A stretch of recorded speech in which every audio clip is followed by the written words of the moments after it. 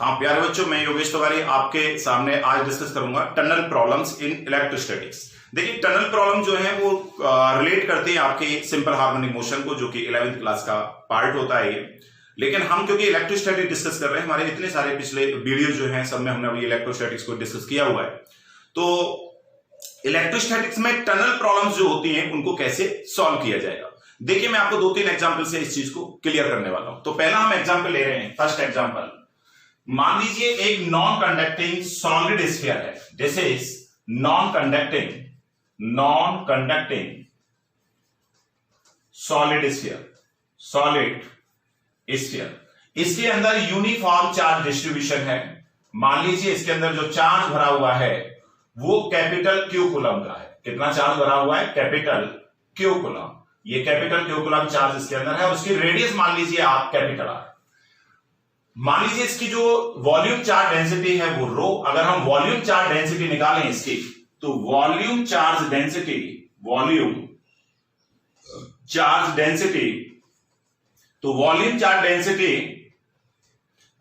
Row is equal to ये होगा total charge upon total volume. तो 4/3 पाई आर क्यू, यानी कि ये हो जाएगा 3Q upon 4 pi R cube coulomb per metre cube.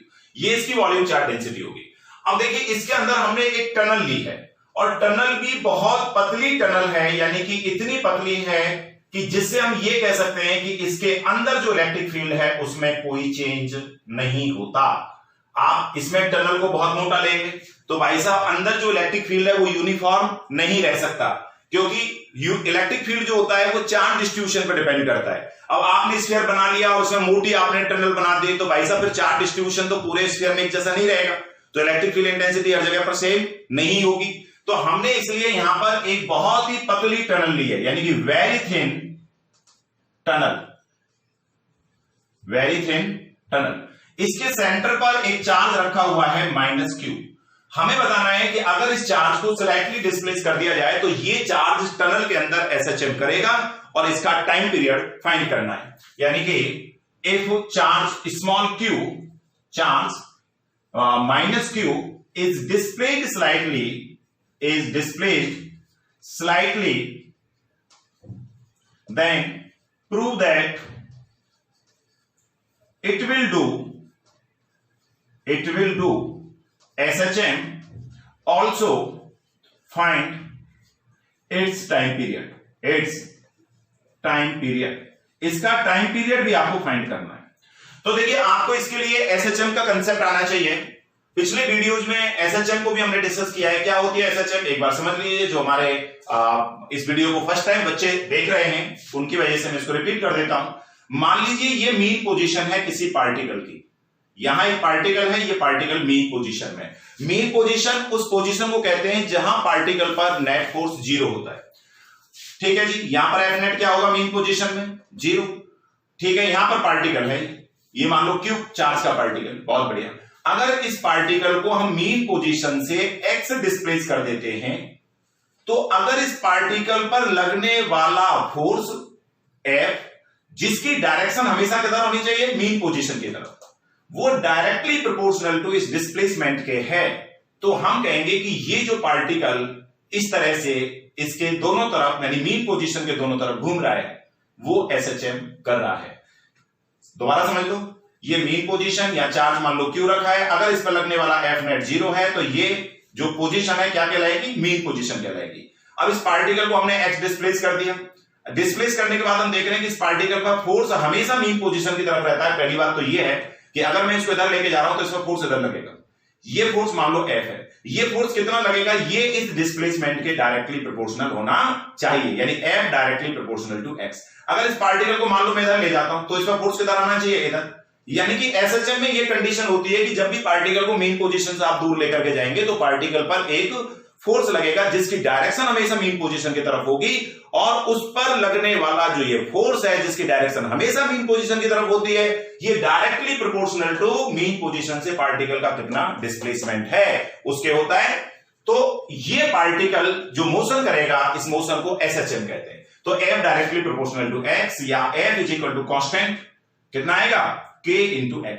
अब क्योंकि ये जो फोर्स है और ये डिस्प्लेसमेंट ये हमेशा एक दूसरे के अपोजिट होते हैं, आप देख रहे हैं कि फोर्स इधर लग रहा है और पार्टिकल मीन पोजीशन से यहां, तो डिस्प्लेसमेंट वेक्टर इसका ये हुआ, तो डिस्प्लेसमेंट की डायरेक्शन ये, फोर्स की डायरेक्शन ये, हमेशा ऐसा होगा। अगर पार्टिकल यहां गया तो डिस्प्लेसमेंट वेक्टर इधर, फोर्स इधर, तो क्योंकि डिस्प्लेसमेंट फोर्स हमेशा एक दूसरे के अपोजिट होते हैं तो इसलिए हम अपनी तरफ से इसमें माइनस का साइन लगा देते हैं, क्योंकि यहाँ फोर्स भी वेक्टर क्वांटिटी है, डिस्प्लेसमेंट भी वेक्टर क्वांटिटी है।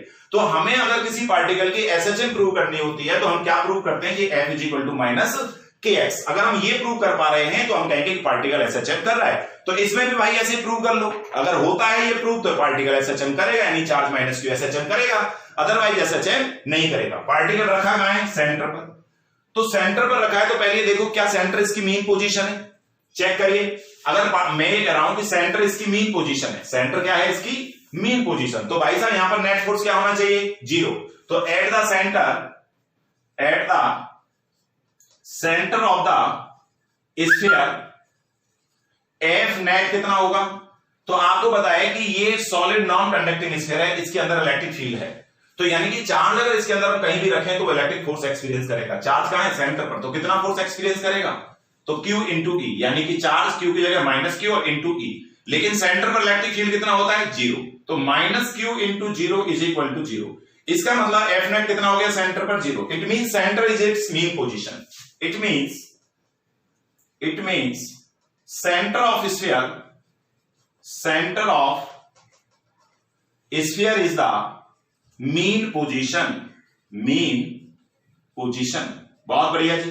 अब हम क्या कर रहे हैं, इस पार्टिकल को आप x डिस्प्लेस कर देते हैं। मान लो आप x डिस्प्लेस करके यहां रख देते हैं, तो पहले तो ये देखिए कि इसका फोर्स किधर लगेगा। फोर्स हमेशा इस चार्ज पार्टिकल पर इलेक्ट्रिक फील्ड के अपोजिट आएगा।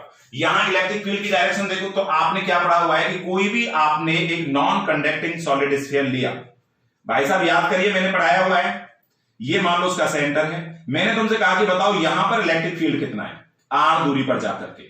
तो आप यहां इलेक्ट्रिक फील्ड जब निकालेंगे तो यहां इलेक्ट्रिक फील्ड की वैल्यू हमेशा क्या होगी? सेंटर से बाहर की तरफ। अगर ये पॉजिटिव चार्ज भरा है तो इलेक्ट्रिक फील्ड सेंटर से बाहर की तरफ होगा। कैसे? मैंने बताया था कि यहां पर गॉसियन सरफेस मानते थे तो electric field intensity Gaussian surface के परपेंडिकुलर होती थी, तो यहां x दूरी पर जाएंगे तो इलेक्ट्रिक फील्ड इंटेंसिटी किधर जाएगी? बाहर की तरफ। लेकिन यहां चार्ज कितना रखा है? माइनस Q, तो फोर्स किधर लगेगा? Towards the centre. अरे नेगेटिव चार्ज का फोर्स हमेशा फील्ड के अपोजिट लगता है ना, बिल्कुल। तो यहां से माइनस Q चार्ज रखेंगे तो फोर्स इधर लगेगा, तो यहां पर जो इलेक्ट्रिक फोर्स आएगा वो इधर की तरफ आएगा। This is electric force. कितना आएगा भाई इलेक्ट्रिक फोर्स? अगर हम इलेक्ट्रिक फोर्स देखें तो कितना आएगा? Q इंटू ई। तो नेक्स्ट हम यहां डिस्कस कर रहे हैं कि सेंटर तो मेन पोजीशन हो गई। Now if particle is displaced x from its mean position, then electric force experienced by minus Q charge। तो भाई साहब कितना फोर्स एक्सपीरियंस करेगा? F is equal to minus Q into electric field EX, मतलब x दूरी पर कितना electric field है। तो आपने पढ़ा है कि अगर मैं सेंटर से r दूरी पर इलेक्ट्रिक फील्ड लूं तो E is equal to rho upon 3 epsilon naught. Rho है इसकी वॉल्यूम चार्ज डेंसिटी, तो यहां पर कितना हो जाएगा? ये माइनस Q इंटू EX की वैल्यू क्या होगी? इंटू r और आता है यहां r दूरी पर ले रहे हैं, तो रो इंटू r बराबर कितना है? x, तो rho into x upon 3 epsilon naught. तो यहां से जो लगने वाला इलेक्ट्रिक फोर्स है दैट इज माइनस, ये बन गया तुम्हारा rho into small q upon 3 epsilon naught into x। देखो ये कांस्टेंट है, volume charge density constant, charge constant, epsilon naught constant. इसको हम लिख सकते हैं जो लगने वाला इलेक्ट्रिक फोर्स है दैट इज माइनस kx। बाय से किसकी इक्वेशन है? SHM की। This is the equation of SHM। This is the equation of simple harmonic motion. तो हमने ये प्रूव कर दिया कि चार्ज पार्टिकल की जो मोशन होगी वो सिंपल हार्मोनिक मोशन होगी। मतलब ये है कि आप x दूरी पर जाके पार्टिकल को यहां से रिलीज कर देते हैं, यहां से पार्टिकल को क्या किया गया है? रिलीज्ड। ठीक है, तो पार्टिकल फोर्स इधर लग रहा है तो इधर की तरफ आएगा, तो यहां आएगा तो पार्टिकल में वेलोसिटी सबसे ज्यादा आएगी क्योंकि रिलीज किया है, तो यहां वेलोसिटी कितनी है? 0। तो जब सेंटर पहुंचे तो वेलोसिटी सबसे ज्यादा होती है, फोर्स 0 हो जाता है सेंटर पर। फिर वेलोसिटी होने की वजह से पार्टिकल रुकेगा नहीं, पार्टिकल आगे जाएगा। तो अब जैसे इधर की तरफ चलेगा तो इलेक्ट्रिक फील्ड तो इधर है, तो फोर्स किधर लगेगा? पीछे की तरफ। तो ये पार्टिकल यहां पहुंच जाएगा, यहां वेलोसिटी 0 हो गई, फोर्स इधर है तो फिर ये इधर की तरफ जाएगा, यहां पर वेलोसिटी मैक्सिमम। फिर इधर जाएगा, तो ये पार्टिकल इस तरीके से इसमें घूमता रहेगा, तो ये सिंपल हार्मोनिक मोशन करेगा। तो इसका टाइम पीरियड हमको बताना है, यानी this is the equation of simple harmonic motion. It means if particle is released from A distance x then it will do SHM, ये हमने प्रूव कर दिया। Now time period of SHM, now time period of SHM, इस SHM का time period तो T is equal to 2 pi under root m by K, भाई साहब पढ़ा हुआ है फॉर्मूला, K जो है वो पुट कर दो, तो यहां से जो वैल्यू आएगी टाइम पीरियड की 2 pi under root m by के। m क्या है? चार्ज पार्टिकल का मास, मान लो जो चार्ज पार्टिकल इसका मास m है, तो k देखिए हमारा कितना आया है, k की जो वैल्यू आई है कहां ये एरिया पर, तो ये आएगी rho into small q upon 3 epsilon naught. अच्छा, अब यहां पर अगर मान लो मैं तुमसे कहूं कि भाई साहब मैं तो कैपिटल Q की फॉर्म में निकालना चाहता हूं, तो यहां से डेंसिटी कितनी थी? कैपिटल Q अपॉन 4/3, यानी 3 चला गया ऊपर, पाई आर क्यू, इतनी तो आई थी, तो यहां वैल्यू पुट कर दो, तो ये बनेगा 2 pi under root m into 3 epsilon naught upon, ये कितना बनेगा यहां से? ये बनेगा 3 capital Q by 4 pi R cube divided by और क्या है इसके साथ? Into small q। अब देखो यहां से हम लिख सकते हैं 4 पाई एप्सिलॉन नॉट, इसको लिख सकते हैं 1 अपॉन a। आपने पढ़ा है कि a जो होता है that is 1 upon 4 pi epsilon naught, तो 4 पाई एप्सिलॉन नॉट की अगर वैल्यू लिखेंगे तो दिस इज 1 अपॉन a। तो यहां से जो टाइम पीरियड बना t is equal to 2 pi under root, इसको लिख सकते हैं हम 3 से, तो देखो 3 गया, तो ये कितना आ जाएगा यहां से? ये आएगा m into a into R cube upon capital Q into small q। भाई साहब कितना टाइम पीरियड आया? इतना टाइम पीरियड आया। तो हमने टाइम पीरियड भी इसका फाइंड कर लिया, हमने ये भी प्रूव कर दिया कि ये SHM करेगा। अच्छा, अब इसमें एक चीज मैं आपसे पूछूं कि ये SHM जो करेगा तो पार्टिकल को मेन पोजीशन से कितना डिस्प्लेस करें कि ये SHM करेगा। जैसे मैंने यहां तो लिख दिया है कि स्लाइटली डिस्प्लेस्ड स्लाइटली, क्या स्लाइटली डिस्प्लेस करने की जरूरत है? आप ये देखना कि x की वैल्यू मान लो कि मैंने इसकी 10 मीटर रेडियस ले ली, तो स्लाइटली डिस्प्लेस तो क्या होता है कि सेंटर से आपने 10 सेंटीमीटर या 5 सेंटीमीटर या 2 सेंटीमीटर डिस्प्लेस किया तो SHM करेगा। लेकिन यहां से मैं क्या देख रहा हूं कि जो इलेक्ट्रिक फोर्स है वो डायरेक्टली प्रोपोर्शनल टू x आ रहा है, तो x तो मैं कितना ले सकता हूं? 10 मीटर तक ले सकता हूं। अरे ले सकता हूं, नहीं ले सकता? बिल्कुल। तब भी क्या होगी, यहां पर इलेक्ट्रिक फोर्स जो है वो डायरेक्टली प्रोपोर्शनल टू x रहेगा। भाई x की आप मैक्सिमम कितनी वैल्यू ले सकते हो, आप मुझे बताइए, जिससे कि SHM करता रहे। तो r मतलब x की मैक्सिमम वैल्यू आप सेंटर से x कितना ले सकते हो? मैक्सिमम यहां तक ले सकते हो। अरे यहां तक भी जाएंगे तब भी तो भाई साहब f directly proportional to x रहेगा, तो ये पार्टिकल क्या करेगा? ये SHM करेगा। यानी कि particle will do SHM not only for slightly displacement, it will do SHM for x is less than is equal to r। ठीक है, तो particle will do SHM here, हम कह सकते हैं particle minus q will do SHM for x less than is equal to capital R, less than is equal to capital R। क्योंकि particle को अगर तुम इससे बाहर ले जाओगे तो फिर इसका कोई मीनिंग नहीं बचता। ठीक है, तो पार्टिकल को हम चाहे यहां से डिस्प्लेस करें, चाहे यहां से डिस्प्लेस करें, चाहे यहां से डिस्प्लेस करें, तो हम कहेंगे कि वो पार्टिकल क्या करेगा? SHM करेगा। और SHM की कंडीशन आपको पता है, मीन पोजीशन में हमेशा फोर्स 0 होता है, मीन पोजीशन में वेलोसिटी मैक्सिमम होती है, एक्सट्रीम पोजीशन में वेलोसिटी 0 होती है, एक्सट्रीम पोजीशन में फोर्स मैक्सिमम होता है, एक्सेलरेशन मैक्सिमम होता है। इस तरह की हम चर्चा करते हैं। देखिए, इसी को अगर हम थोड़ा और आगे बढ़ाएं इसी क्वेश्चन को, तो हम इसमें एक नई वैरायटी का क्वेश्चन और बना सकते हैं। देखिए किस तरीके से, जैसे हमने ये स्फीयर लिया है, उसमें हमने ये टनल बनाई है, सेम हम ऐसे ही क्वेश्चन को रखते हैं। नेक्स्ट एग्जांपल देखिए, ये मान लीजिए हमने एक स्फीयर लिया और इसके अंदर ये हमने टनल ले ली, वही वेरी थिन, थोड़ा सा मैं देखने में इसको मोटा बना रहा हूं, यानी कि very thin tunnel. Very thin हम क्यों लेते हैं आपको समझ में आ गया होगा, क्योंकि जिससे इलेक्ट्रिक फील्ड वेरी ना करे। ये इसका सेंटर हो गया और इसके अंदर मान लीजिए हमने ये चार्ज भरा हुआ है, यूनिफॉर्मली चार्ज डिस्ट्रीब्यूशन इस स्फीयर के अंदर है। ये नॉन कंडक्टिंग सॉलिड स्फीयर है, this is non conducting solid sphere. Same question है पहले जैसे। वही रेडियस इसकी कैपिटल आर ले लीजिए। अब मान लीजिए मैं तुमसे ये कहूं कि इस जगह से मैंने एक माइनस क्यू चार्ज को रिलीज किया, minus Q charge is released, minus Q charge is released. यहां पर मैंने माइनस क्यू चार्ज को रिलीज कर दिया, या ठीक है, या माइनस क्यू चार्ज को मैं रिलीज कर रहा हूं, तो मुझे बताना है कि इसके अंदर मैक्सिमम स्पीड कितनी आएगी। इफ ये मान लो पॉइंट ए है, ये सी हो गया, ये पॉइंट बी हो गया। If minus Q charge is released from point A, from point A, then find its maximum speed, maximum speed. अगर मैं यहां से रिलीज करूंगा तो इसमें कितनी मैक्सिमम स्पीड आएगी। देखिए आपको पता है कि अगर मैं इस जगह इलेक्ट्रिक फील्ड इंटेंसिटी लूं तो इलेक्ट्रिक फील्ड इंटेंसिटी की डायरेक्शन तो सरफेस के परपेंडिकुलर ही होती है। जैसे मैंने आपको बताया ये नॉन कंडक्टिंग सॉलिड स्फीयर लिया, ठीक है, इसमें ये चार्जेस भरे हुए हैं। मैंने आपसे कहा कि इसकी सरफेस पर इलेक्ट्रिक फील्ड इंटेंसिटी लिखो, तो बाहर की तरफ जाएगी तो E is equal to rho into capital R upon 3 epsilon naught, ये इलेक्ट्रिक फील्ड इंटेंसिटी होगी। सोचो कि अगर यहां पर मैं माइनस क्यू चार्ज को रखूंगा तो फोर्स तो अंदर की तरफ ही आएगा, और यहां रिलीज कर रहा हूं तो इसकी वेलोसिटी 0, तो इधर को फोर्स लगा।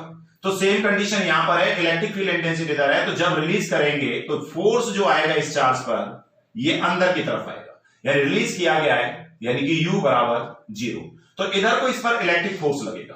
तो जब इलेक्ट्रिक फोर्स इधर लगेगा तो ये चार्ज पार्टिकल इधर की तरफ चलेगा। तो आपको पता है कि इसमें लगातार फोर्स रहेगा, फोर्स कहां पर जाकर के 0 होगा, सेंटर पर। फोर्स कहां 0 होगा, सेंटर पर। तो सेंटर पर फोर्स की वैल्यू 0 हो गई, और हम देख रहे हैं कि जैसे इधर की तरफ जा रहा है तो इसके फोर्स की जो वैल्यू है वो लगातार रहती है। जब तक फोर्स होगा जब तक एक्सेलरेशन होगा, यानी जब तक वेलोसिटी उसकी इंक्रीज होगी। क्यों? क्योंकि फोर्स की जो डायरेक्शन है वेलोसिटी की भी वही डायरेक्शन है, यानी कि एक्सेलरेशन की वही डायरेक्शन। जब फोर्स और वेलोसिटी एक ही डायरेक्शन में होते हैं, ये कहें कि वेलोसिटी और एक्सेलरेशन एक ही डायरेक्शन में होते हैं, तो स्पीड बढ़ती है। तो इसकी स्पीड बढ़ते बढ़ते कहां जाके मैक्सिमम होगी, सेंटर पर। जैसे ही ये सेंटर को क्रॉस करेगा तो फोर्स फिर किधर की तरफ आएगा, पीछे की तरफ। अरे भाई साहब इलेक्ट्रिक फील्ड तो इधर है ना, यहां बताओ इलेक्ट्रिक फील्ड इधर। तो जब ये चार्ज इधर की तरफ चलेगा तो यहां पहुंचेगा, यहां पर वेलोसिटी क्या होगी, मैक्सिमम। और जैसे इधर चलेगा तो फोर्स लगेगा इधर, वेलोसिटी इधर, तो इसमें क्या होगा, रिटार्डेशन। तो यानी कि यहां मैक्सिमम वेलोसिटी आई और उसके बाद इधर की तरफ जाएगा तो रिटार्डेशन, यानी एक जगह इसकी स्पीड पर जाके घटते घटते क्या हो जाएगी, 0। तो स्पीड विल बी मैक्सिमम, यानी speed of charge minus Q will be maximum at the centre, at the centre. Clear? और वैसे भी आपको पता है मैक्सिमम तो सेंटर पर होगी। अभी मैंने थोड़ी देर पहले क्या प्रूव किया है कि अगर टनल में हम पार्टिकल को कहीं से भी रिलीज करें, मान लो पार्टिकल को हम यहां से x दूरी पर ले जाकर रिलीज कर दो, तो SHM करता नहीं करता, बिल्कुल करता है। पार्टिकल को कहां से रिलीज कर रहे हैं, x बराबर कैपिटल R से। मान लो यहां से यहां तक की जो दूरी हम ले रहे हैं x बराबर कितना हो गया, कैपिटल R। तो पार्टिकल को जब यहां से रिलीज करेंगे तब भी तो पार्टिकल SHM ही करेगा। अरे भाई साहब करेगा नहीं करेगा, बिल्कुल करेगा। अभी तो प्रूव किया है हमने। अभी हमने क्या प्रूव किया था कि सेंटर पर चार्ज माइनस क्यू रखा था, उसको x दूरी पर ले गए, वहां से रिलीज कर दिया, तो प्रूव करिए SHM। मैंने बताया कि SHM कहां तक होगी, जब तक आप x बराबर कैपिटल R लेंगे तब तक। इससे ज्यादा लेंगे तो SHM नहीं हो सकती। तो इसका मतलब क्लियर है कि यहां पर ये पार्टिकल SHM करेगा। तो SHM करेगा तो स्पीड मैक्सिमम कहां आएगी, मीन पोजीशन में। तो मीन पोजीशन क्या है, सेंटर। तो वही तो मैंने लिखा है, speed of charge minus Q will be maximum at centre. कितनी स्पीड होती है, तो Vmax आपने प्रूव किया हुआ है भाई साहब, SHM में मैक्सिमम जो वेलोसिटी होती है दैट इज a ओमेगा। कितनी होती है, a ओमेगा। और ये होगा a क्या है इसमें, एम्पलीट्यूड। आता है नहीं आता, भूल गए। दिस इज एम्पलीट्यूड और ये है एंगुलर फ्रीक्वेंसी, एंगुलर वेलोसिटी कह लीजिए, ठीक है, या एंगुलर फ्रीक्वेंसी हम कह सकते हैं, एंगुलर फ्रीक्वेंसी। तो यहां से इसकी वैल्यू कितनी आती है, a into 2 pi upon T. Omega बराबर क्या होगा, 2 पाई अपॉन टी। नहीं आ रही बात समझ, क्लियर हुआ नहीं हुआ, हो गया। तो ठीक है जी, Vmax लिख दीजिए यहां पर। तो Vmax की जो वैल्यू आएगी a क्या है इसका, एम्पलीट्यूड। तो एम्पलीट्यूड कितना हो गया, यहां से यहां तक का डिस्टेंस। तो ये तो आ गया r इंटू ओमेगा। ओमेगा है 2 पाई अपॉन टी। और t की वैल्यू टाइम पीरियड कितना आया है, टाइम पीरियड आया है इसका, हम अगर देखेंगे इसमें तो m/k। तो देखिए अभी मैंने जो क्वेश्चन कराया हुआ है उसमें हम वहां पर जो वैल्यू आ रही है टाइम पीरियड की, उस टाइम पीरियड की वैल्यू को हम चाहे तो यहां डायरेक्ट भी पुट कर सकते हैं। तो वहां जो टाइम पीरियड आ रहा था वो कितना आ रहा था, time period t is equal to 2π√m into क्या वैल्यू थी उसकी r³ और upon capital Q into small q, ये वैल्यू थी। मतलब इसमें और तो इसमें a और था इंटू a, क्लियर। तो देखो 2π से तो ये 2π गया, तो यहां से अगर हम Vmax की वैल्यू निकालेंगे तो दैट इज इक्वल टू यहां से आएगा √a into capital Q small q over m capital R³। भाई साहब इतनी मैक्सिमम वेलोसिटी इसके अंदर आएगी, यानी सेंटर पर वेलोसिटी इतनी होगी। क्लियर हो गया, हम कर सकते हैं। देखिए और भी अगर हम इसको ध्यान से देखें तो कंजर्वेशन ऑफ एनर्जी भी आप इसमें यूज कर सकते हैं। अगर हम इसका दूसरा मेथड देखें, अदर मेथड,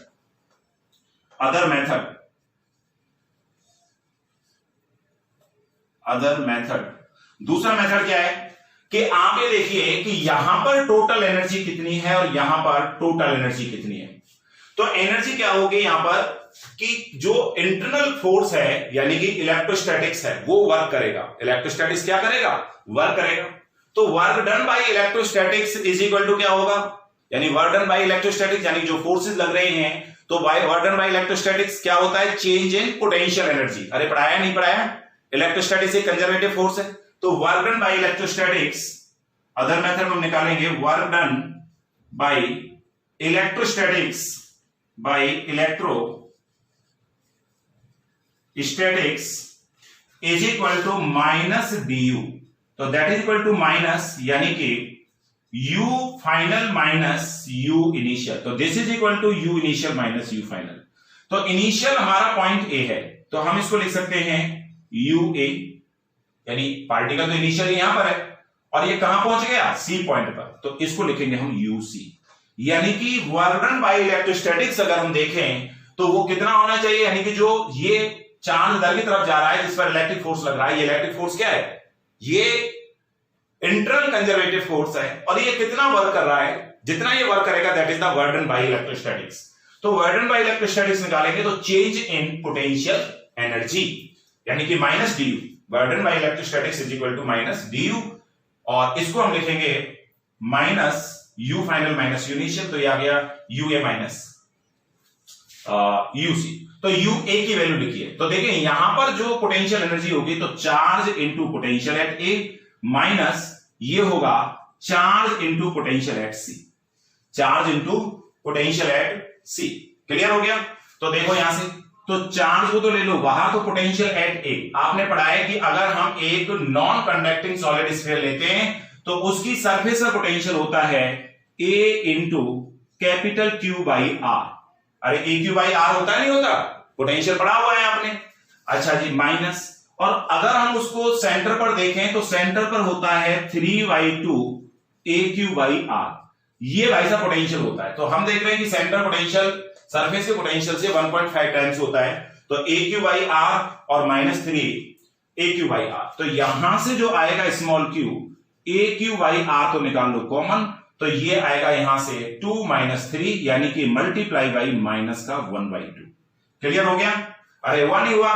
तो ये वर्क डन बाय इलेक्ट्रोस्टैटिक्स आ गया। लेकिन आप देखते हैं work energy theorem, work done by electrostatics is equal to हम लिख सकते हैं चेंज इन काइनेटिक एनर्जी। तो this is equal to k final minus k initial, k final minus k initial.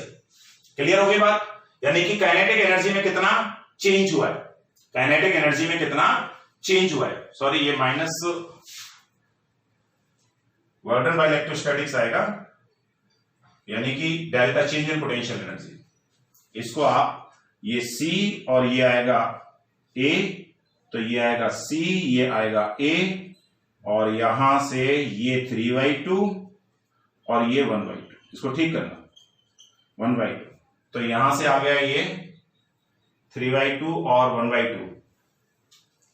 तो 3/2 1/2 कितना आ जाएगा, ये आ गया तुम्हारा ये तो 1.5 और 0.5 तो 1 आ गया ना, ये 1 आ गया, कितना आ गया यहां से 1। तो इसकी जो वैल्यू आएगी 2, यानी small Q A Q by R, A Q by R. Clear हो गया? ठीक, तो ये आएगा के फाइनल माइनस के इनिशियल। लेकिन के इनिशियल कितना है? इनिशियल काइनेटिक एनर्जी 0, और यहां पर काइनेटिक एनर्जी कितनी होगी? Half m v max square, क्योंकि यहां पर स्पीड कितनी है? मैक्सिमम। तो इसको अगर हम देखेंगे तो यहां से जो वैल्यू आई, इसको अगर हम सॉल्व करें तो a यानी कि a into capital Q into small q by r is equal to आएगा k फाइनल। तो half m v square max, half m v square max minus 0। Clear होगी बात यहां पर? तो इसको अगर और हम देखेंगे तो यहां से v स्क्वायर मैक्स जो आएगा दैट इज इक्वल टू, ये पहुंच जाएगा टू ऊपर, तो ये जो वैल्यू आएगी यहां से ये आएगी अंडर रूट, सॉरी v की वैल्यू लेंगे, ठीक है, अंडर रूट, तो ये यहां पहुंचेगा 2a capital Q small q over और m into r, m into r। कहां गड़बड़ है भाई? आंसर तो सेम आना चाहिए, आंसर सेम आना चाहिए, कहां गड़बड़, कहां लग रहा है? सोचो कैलकुलेशन में, दोनों आंसर सेम आने चाहिए। देखो यहां पर ये मिस्टेक हो रही है, क्योंकि हमें ए पॉइंट का पोटेंशियल लिखना है, तो ए क्यू बाई आर आएगा। क्या आएगा? ये ए क्यू बाई आर। तो जब इसको सॉल्व करेंगे तो यहां पर आएगा ये 2, कितना आएगा? 2। क्लियर? तो यहां से जो वैल्यू आएगी नीचे 2, तो ये हो गया तुम्हारा 2 से ये 2 कैंसिल हो गया, तो यहां पर ये 2 नहीं आना चाहिए।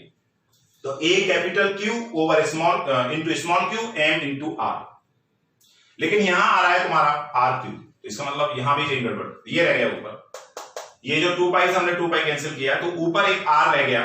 क्या रह गया? r। तो अगर हम इसको और भी देखें इसको, तो हम इस r को अंदर ले जाएंगे तो r स्क्वायर भी तो लिख सकते हैं, तो इस r को यहां से हटा दीजिए, r स्क्वायर, तो इससे यहां से ये पावर कैंसिल होगी, तो यहां से आएगा this is equal to a into capital Q small q over M R. तो भाई साहब दोनों से आंसर क्या आ रहे हैं तुम्हारे? सेम आंसर आ रहे हैं। समझ में आया? यहां पर भी अगर हम v मैक्स देखेंगे तो ऐसे आएगा, और यहां पर भी अगर v मैक्स देखेंगे तो दोनों ही मेथड आपके बिल्कुल सही है। इस मेथड को हम जो देख रहे थे, जैसे हमने पहले डिस्कस किया हुआ है, उसके हिसाब से भी हम कर सकते हैं। यहां पर आपको ये मैंने शॉर्ट में इसलिए करा दिया क्योंकि हमने टाइम पीरियड पहले फाइंड कर लिया था। टाइम पीरियड जो है उसका वो फिक्स है, जो इसका टाइम पीरियड आना है, ठीक है। तो ये टाइम पीरियड की वैल्यू को यहां पुट करके हमने सॉल्व कर लिया, तो ये वैल्यू और ये वैल्यू, ये हमने कहां से निकाला? पोटेंशियल एनर्जी के कांसेप्ट से। तो बिल्कुल आंसर दोनों के सेम है। देखिए यहां तो हमने जो टनल को पास किया है वो बिल्कुल सेंटर से पास किया है। इसके आगे कहां से जा रही है? सेंटर से। अगर मान लीजिए टनल को हम सेंटर से ना लें, कई सारी किताबों में तो ये सीधा टनल जो है वो सेंटर से पास करते हुए दिखाई है, लेकिन कुछ किताब ऐसे भी मिलेंगे आपको कुछ बुक्स में जिसमें ये टनल सेंटर से नहीं जा रही। अगला हम एग्जांपल से उसको समझ लेते हैं। नेक्स्ट हम एग्जांपल कंसीडर कर रहे हैं कि मान लीजिए हमने टनल को यहां पर लिया है, दिस इज टनल, क्लियर? ये टनल का मिड पॉइंट हो गया, इसमें चार्जेस भरे हुए हैं, ये यहां पर चार्ज से भरा है, ये इसका सेंटर है टनल का, ठीक है, ये सी, इसके अंदर ये चार्ज भरा हुआ है, क्लियर? ये वॉल्यूम चार्ज डेंसिटी इसकी रो, टोटल चार्ज कैपिटल क्यू। अब सोचो कि अगर मैं तुमसे ये कहूं कि मैंने यहां पर एक चार्ज लिया स्मॉल क्यू कूलम का, इस स्मॉल क्यू कूलम का चार्ज मैंने पॉजिटिव लिया है, ये मान लो पॉइंट ए है, ये पॉइंट बी है, ये सी, मैं इसको, चलो ये सी है तो इसको ए बी, और इसको आप ले लीजिए एल, पॉइंट एल ले लीजिए, ठीक है। मैंने ये टनल ली हुई है, ये इससे कितनी दूरी पर है? मान लो कैपिटल आर बाई 2, और कैपिटल आर इसकी रेडियस है, हमने इसको क्या मान लिया? कैपिटल आर, ये रेडियस, ये इसका सेंटर। इस तरह से हमने एक ये स्फीयर कंसीडर किया है। तो वॉल्यूम चार्ज डेंसिटी लेंगे तो total charge divided by total volume, तो 4/3, 3 हो जाएगा ऊपर, पाई आर क्यू, ये इसकी volume charge density coulomb per metre cube, हम इसको इतना कंसीडर कर सकते हैं। टनल हमारी वेरी थिन, जो हमने पीछे एजम्पशन लिए, वेरी थिन टनल, क्लियर? यहां से इस चार्ज को, अब देखिए मैं इस चार्ज को रिलीज करूंगा तो क्या ये आराम से एल पॉइंट तक आ जाएगा? सोचिए, नहीं आएगा। क्यों नहीं आएगा? क्योंकि इसकी वजह से इलेक्ट्रिक फील्ड इंटेंसिटी है, पॉजिटिव चार्ज है तो फोर्स इधर लगेगा, अंदर नहीं आ सकता। हमारा क्वेश्चन है कि हम इस चार्ज स्मॉल q को कितनी मिनिमम स्पीड दें जिससे कि ये पॉइंट L तक पहुंच जाए। Find minimum speed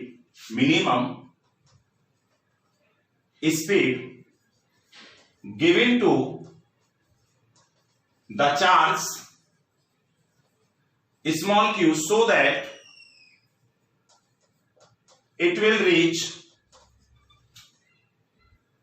to point L, जिससे कि ये पॉइंट L तक आ जाए, ये L पॉइंट यहां तक आ जाए। तो मिनिमम कितनी स्पीड इसको दी जाए ये हमको बताना है। तो आप मुझे एक बताइए कि अगर मान लो मैं इसको इधर की तरफ ये V मिनिमम दे रहा हूं, तो V मिनिमम देने से यहां आ जाए, तो आप ये समझिए कि जब तक ये चार्ज इस टनल में चलेगा, तो जब वो यहां पहुंचेगा तो उस वक्त फोर्स हमेशा किधर लगेगा? B की तरफ। अरे कहीं भी आ जाए, ये लो, ये चार्ज चाहे यहां पर है, चाहे यहां पर है, चाहे यहां पर है, फोर्स हमेशा किधर लगेगा? फोर्स की जो वैल्यू आएगी अगर हम ध्यान से देखें तो वैल्यू फोर्स की इधर की तरफ आएगी। अरे फोर्स इधर की तरफ आएगा नहीं आएगा? मान लीजिए कि मैंने ये यहां B से x दूरी पर जाकर के ये x दूरी ले ली, मैंने यहां पर चार्ज पार्टिकल लिया और सेंटर से इसका जो डिस्टेंस है वो है स्मॉल r। तो यहां जो मैं V मिनिमम इधर लिख रहा हूं, दिस इज V मिनिमम, जो फोर्स की वैल्यू आएगी वो इधर की तरफ आएगी। दिस इज फोर्स कितना? Q into E। अरे लगेगा नहीं लगेगा? क्यों? क्योंकि इलेक्ट्रिक फील्ड ऐसे है। मैंने भाई साहब ये कितनी दूरी मानी है यहां से अंदर, इसकी r दूरी मानी है, और यहां से इसका एंगल मान लो थीटा, क्लियर? और ये क्या है? इसकी रेडियस। मैं इसको यहां से हटा दूं थोड़ा सा आपको कंफ्यूजन ना हो। रेडियस को मान लो मैंने ऐसे बना दिया, दिस इज कैपिटल R। अब ठीक है ना, ये डिस्टेंस कितना हो गया तुम्हारा r, और यहां से मैंने पार्टिकल मान लीजिए कि यहां से जब उसको प्रोजेक्ट किया है तो उसकी स्पीड कितनी दी थी? V minimum. ये V मिनिमम इसकी स्पीड है, V मिनिमम इतनी स्पीड से दिया, तो किसी इंस्टेंट पर पार्टिकल कहां पहुंच गया? इस पॉइंट P पर पहुंच गया। तो P पॉइंट पर जो इस पर इलेक्ट्रिक फोर्स लगेगा वो इधर की तरफ लगेगा, बट क्योंकि इसमें स्पीड है तो जिसकी वजह से इसमें मोशन इधर की तरफ होगी और फोर्स इधर की तरफ। इस फोर्स के अगर हम दो कंपोनेंट करें तो एक कंपोनेंट फोर्स का इधर जाएगा और दूसरा कंपोनेंट फोर्स का ऊपर की तरफ जाएगा।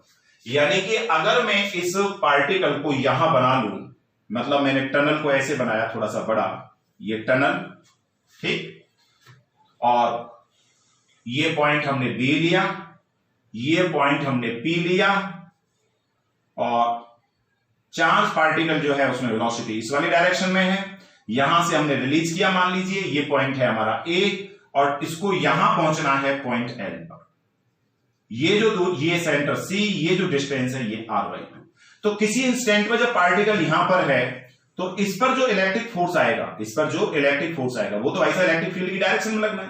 अरे लगना है नहीं लगना? यहां पर जब पार्टिकल है तो मैंने सेंटर से दूरी कितनी मानी है इसकी? r, और ये एंगल मान लिया थीटा, तो इधर को इलेक्ट्रिक फोर्स लगेगा, कितना लगेगा? Q into electric field. तो हम क्या करेंगे? इस इलेक्ट्रिक फोर्स के दो कंपोनेंट करेंगे, एक कंपोनेंट इसका इधर की तरफ जाएगा और दूसरा कंपोनेंट इसका ऊपर की तरफ जाएगा, इस टाइप से। क्लियर हो गया?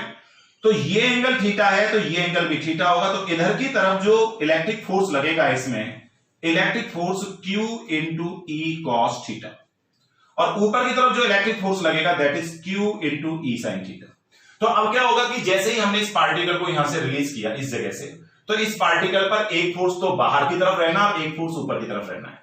तो ऊपर की तरफ जो फोर्स लगेगा इससे क्या होगा? ये पार्टिकल बिल्कुल टनल के साथ टच हो जाएगा, और टच होकर के फिर ये इधर की तरफ चलेगा। क्यों? क्योंकि जब ये टनल के साथ टच होगा तो ऊपर की तरफ जो फोर्स आया इस पार्टिकल पर वो Q sin थीटा आया, लेकिन जब ये टनल को टच करेगा तो टनल जो है वो रिएक्शन करेगी नीचे की तरफ, तो Q sin थीटा उस रिएक्शन से कैंसिल हो जाएगा, तो नेट इस वाली डायरेक्शन में कोई फोर्स नहीं बचेगा, केवल इस वाली डायरेक्शन में फोर्स रहेगा, इधर की तरफ।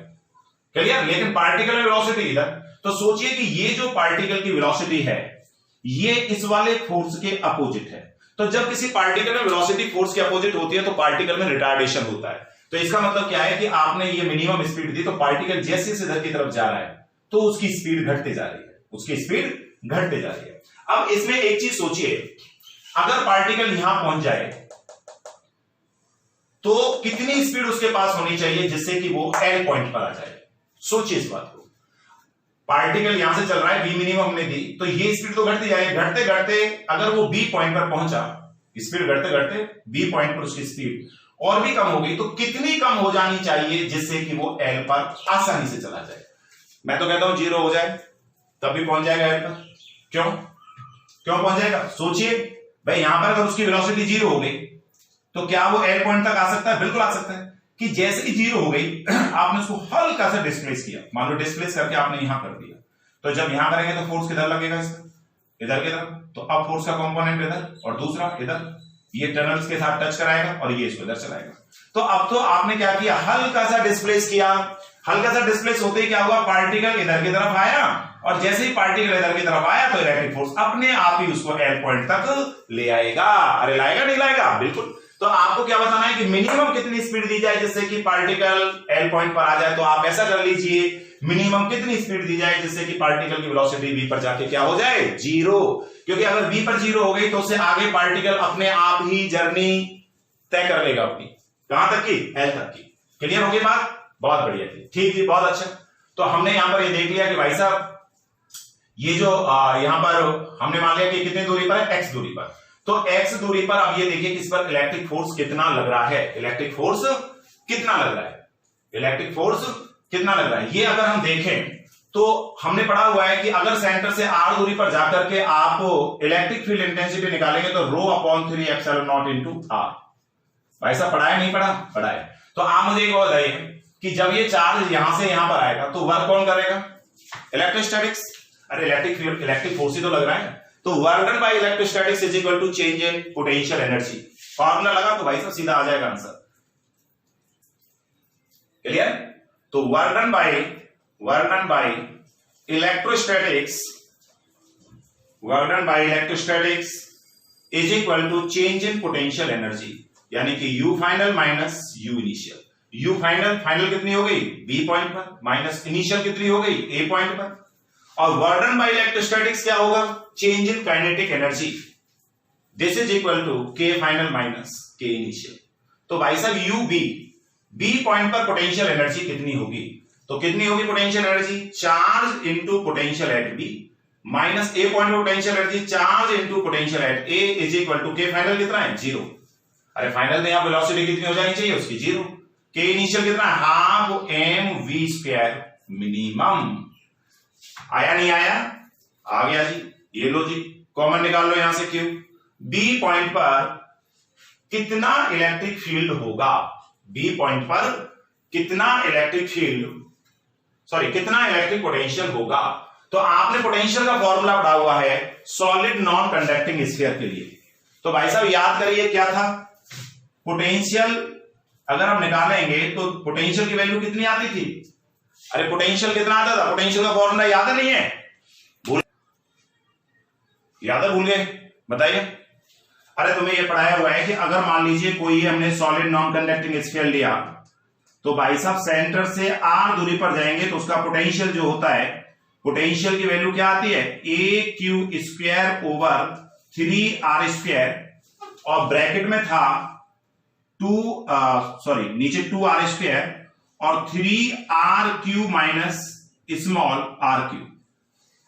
याद करो कुछ ऐसा फॉर्मूला पढ़ाया था, 3r², नहीं नीचे r² आएगा, नीचे sorry r³ 3r² minus small r²। ये कैपिटल R क्या थी? उसकी रेडियस।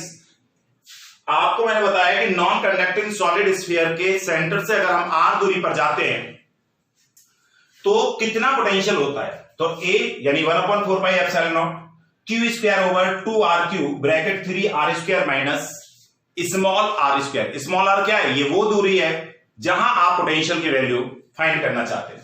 तो देखिए यहां पर जब हम ये इसको लिखेंगे तो ये कितना आएगा? ये जो वैल्यू आएगी यहां से, ये वैल्यू बनेगी हमारी पोटेंशियल एट B। तो B का पोटेंशियल लिखिए तो स्मॉल r बराबर कितना है? r/2। तो ये बनेगा यहां से A इंटू टोटल चार्ज मान लो कैपिटल Q भरा है, तो AQ² ओवर 2r³ माइनस नहीं AQ² ओवर 2r³ और 3 रेडियस कैपिटल R, तो ये capital R² minus small r, तो कैपिटल R/2 का होल स्क्वायर। इतना आएगा माइनस और वी ए का पोटेंशियल।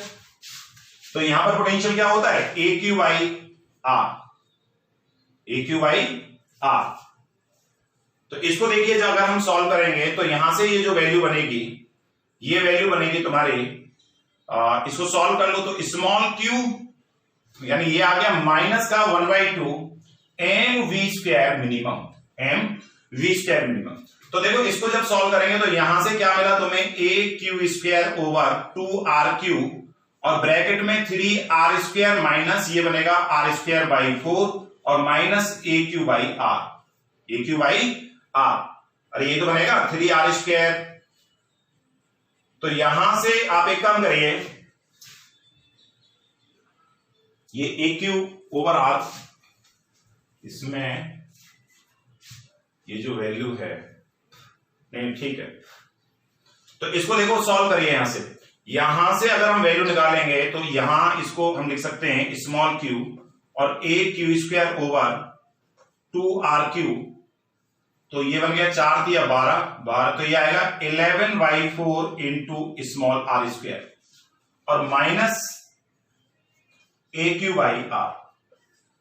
तो देखिए अब इसको हम देखें तो ये कैपिटल आर स्क्वायर से इसकी 3 बार ए खत्म हो गई, तो यहां आएगा small Q A Q square over, ये बनेगा 4 2 जा 8, 11/8 R minus A Q by R, minus A Q by R. ये कैपिटल क्यू इसका इसमें है।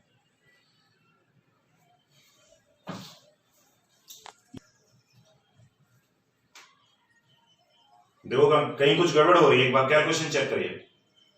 ये यहां पर सॉरी, ये क्यू स्क्वायर नहीं है, ये क्यू होता है। पोटेंशियल जो आएगा एक कैपिटल क्यू यानी कितना चार्ज है divided by 2r Q. Sorry, इसको ठीक करिए कि स्क्वायर नहीं है, ये स्क्वायर नहीं है, ठीक है, ये वैल्यू आएगी।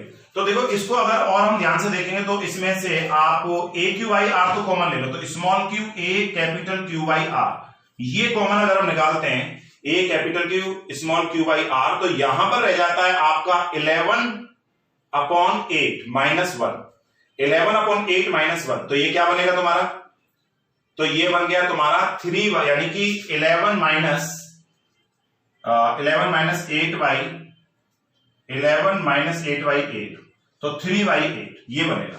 तो मल्टीप्लाई बाई 3/8, ये इतना रह गया, क्लियर। और this is equal to minus 1/2 M V square max. देखिए यहां पर माइनस का करना पड़ेगा,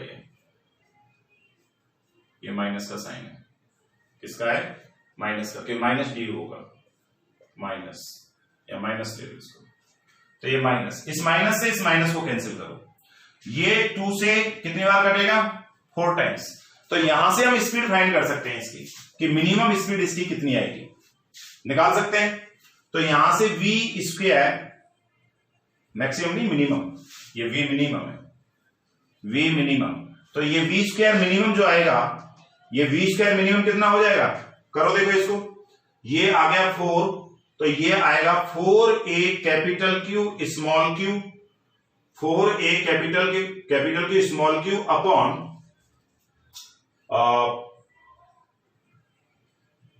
नहीं 4 तो नीचे है ना इसमें, तो 3 आएगा, ये कितना आएगा 3, ये आ गया 3 a capital Q small Q over 4 small m r, 4 small m into r।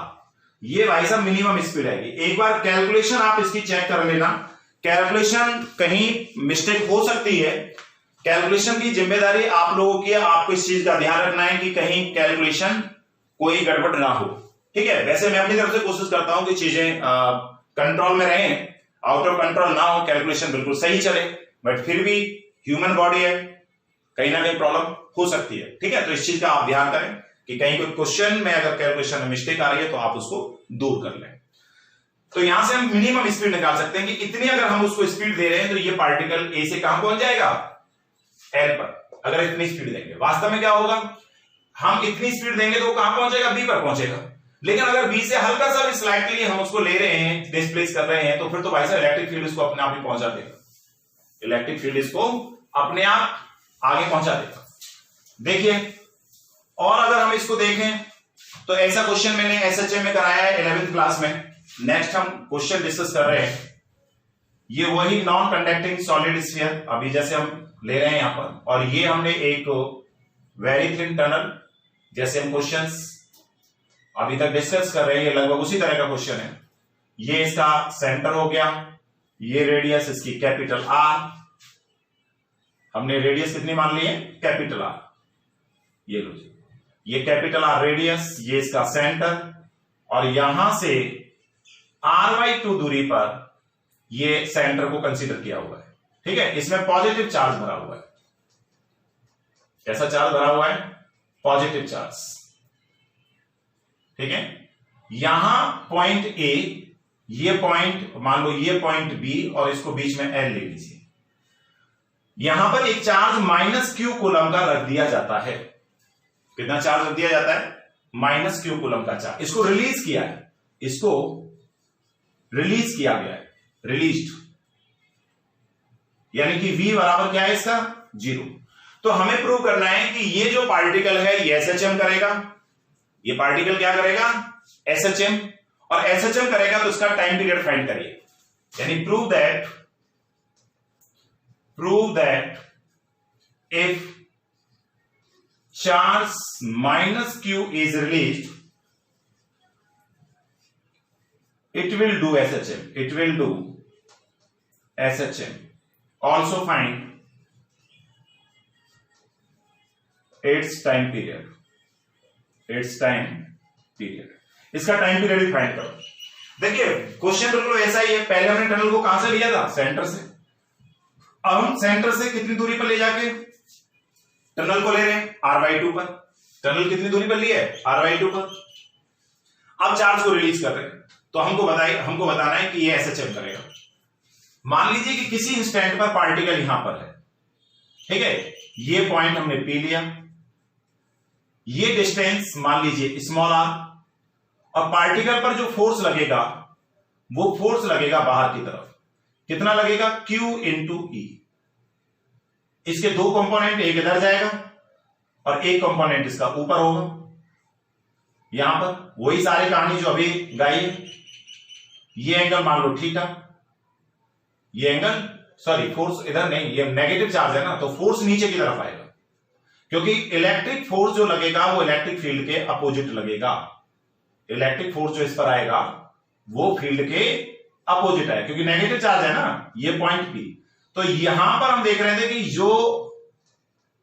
ये जो डिस्टेंस हमने माना है, ये डिस्टेंस स्मॉल r हमने कंसीडर किया हुआ है, तो इलेक्ट्रिक फोर्स इधर की तरफ आएगा। दिस इज इलेक्ट्रिक फोर्स, क्योंकि इलेक्ट्रिक फील्ड इस वाली डायरेक्शन में, this is the direction of electric field.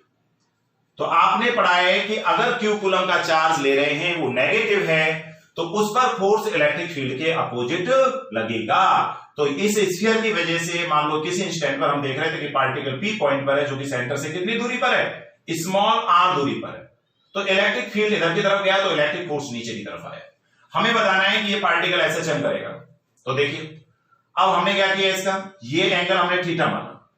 तो मान लो कि ये टनल जो है, ये उसका ये मिड पॉइंट हमने कंसीडर किया।